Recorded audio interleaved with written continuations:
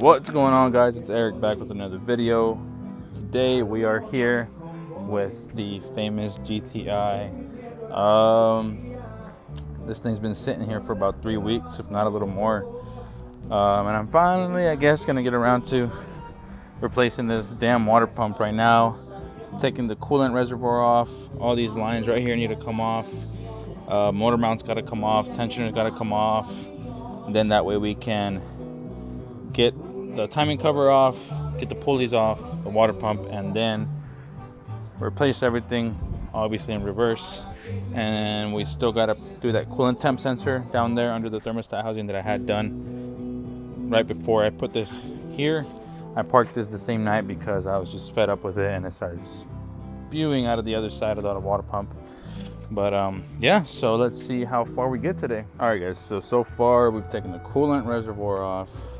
Taking this one, I couldn't get it out of that hose, and so I pulled it from this side and I freaking broke this T where it hooks up right here to this hose right there. I might delete that, I'm not too sure, but yeah, so pulled that thing and it smacked me right in the eye. Hurt like a motherfucker. But now we've got this part of the motor mount to take off, but I didn't realize there's a third bolt for those of you that are gonna do this. Oh, hold on. Where is it? You can't see it, it's dark.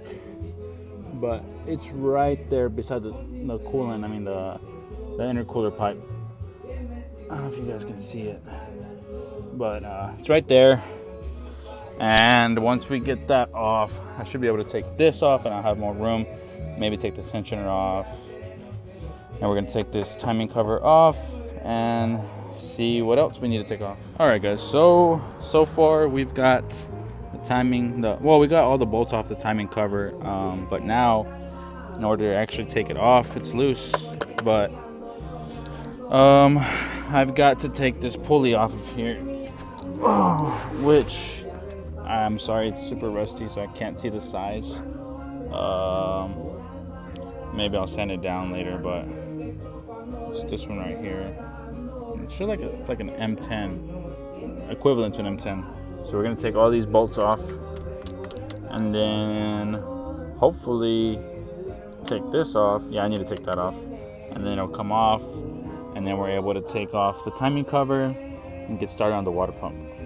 All right, guys. So now, by the way, these are, I guess, 10 T30s, I think. Anyways, I got those off of here. Now, before I take this one off, I'm gonna tell y'all what I'm gonna use. Is gonna be a 19 12-point socket. It really goes on there almost perfectly. It has no play, but that's what I'm gonna use for that. But before we do that, we're gonna put this engine in TDC, which the crank or the cam has a mark somewhere right there. That's it right there, the yellow mark. So we're gonna turn it until it's lined up with this arrow there, and then we can take that sprocket off on the bottom. Okay, so now that is lined up, if you can see there.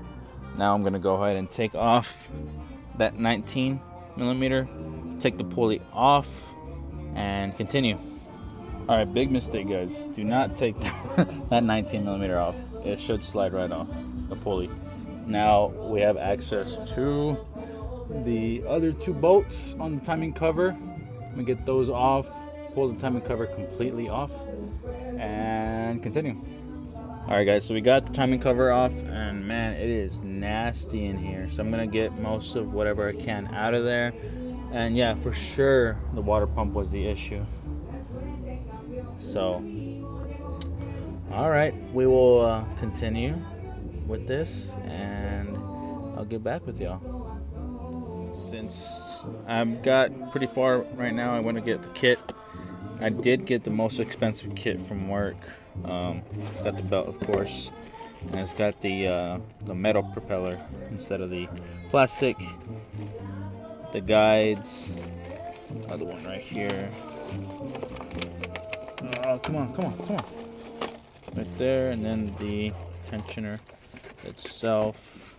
And then this right here is to write your mileage down on the timing cover, so you're aware of when it was done. Okay. And then we've got the Luke's trying to be in the shot. Okay. All right, dude.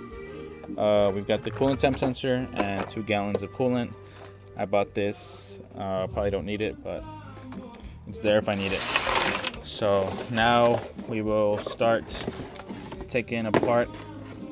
Or there's a right here, an Allen that you can put in there to get pressure off of the belt. So that's what we're gonna do right now. Put an Allen in here on a ratchet, get tension off, get the belt off, and continue. So I'm gonna take a video just of the track that the belt takes. I mean, it's pretty self-explanatory, but goes over that, under the slider, over this pulley, between this slider, and then over this side of the gear, and then right under that bottom gear. So just so y'all know, so y'all can see the way it goes on. All right, so, or you could be a strong motherfucker and just break that on accident. So what I did was I just took the 13 mil off that holds the tensioner in, and yeah, now I can take this off. And maybe 1 second. This freaking line has been in the way the whole time. It's really annoying me, but there it is. Got the belt off. It does look kind of apparently it was new. It was just done before I got the car, but I don't think so. But there's some damage to some part of the belt somewhere. I don't remember where it was, but anyways, belt's off and tensioner's off. Now all we need to do is take these slides, the guides off, and put everything back together. Take the water pump itself out too. We'll see how that looks once we pull it off, but that's where it was leaking from. You can see the trail mark of the water coming from the water pump down. But let me go ahead and take that off, and I'll show you guys what it looks like. All right, so we got it off. Man, it looks rough. That looks so rough. Can't tell if this is metal or plastic. I think that's plastic. And